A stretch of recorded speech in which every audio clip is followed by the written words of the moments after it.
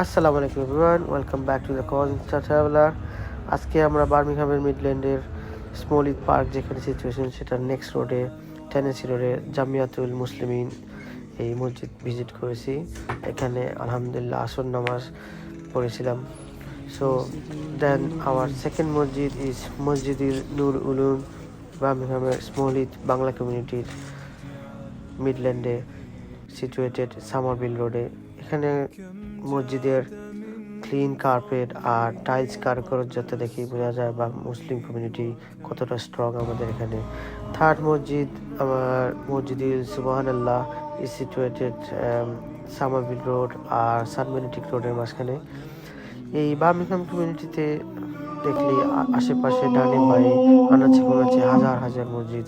So আমাদের বাঙালি কমিউনিটির বা যে কোনো মুসলিম কমিউনিটির নামাজ মিস করার কোনো কৈফিয়ত নেই। ফি আমানিল্লাহ।